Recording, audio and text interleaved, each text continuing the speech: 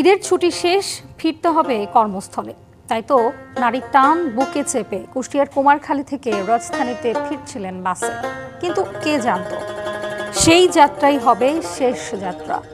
রাজবাড়ীর দৌলতিয়া ফেরিঘাটে অর্ধ শতাধিক যাত্রী নিয়ে পদ্মায় ডুবেছে বাস। এ পর্যন্ত ৩ জনের মরদেহ উদ্ধার করা হয়েছে।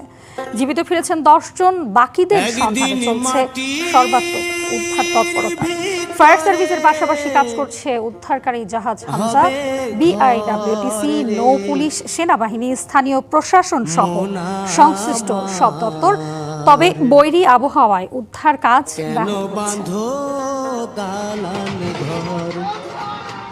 বুধবার বিকেল ৫টার দিকে রাজবাড়ীর দৌলতদিয়ার ৩ নম্বর ঘাটে ফেরিতে উঠতে গিয়ে এভাবে নিয়ন্ত্রণ হারিয়ে নদীতে পড়ে যায় যাত্রীবাহী বাস।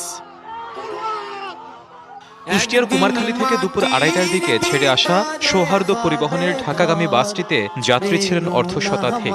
১০ জনের মতো যাত্রী উঠতে পারলেও নিখোঁজ হন বাকিরা। উদ্ধার অভিযান চালাচ্ছে ফায়ার সার্ভিসের ডুবুরি দল। ঢাকা সদর দপ্তর ও ফরিদপুর থেকেও যোগ দিয়েছে ২টি দল। এছাড়া কাজ করছে উদ্ধারকারী জাহাজ হামজা।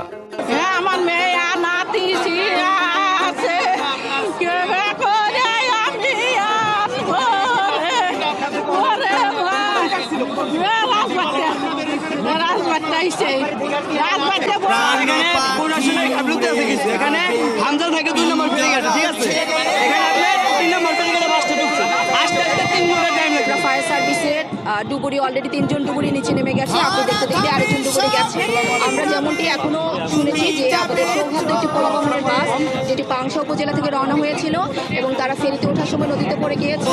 আমরা ফরিদপুর জেলা থেকে ডুবুরি দল আনাচ্ছি, তারা অল্প সময়ের মধ্যে আমাদের কাছে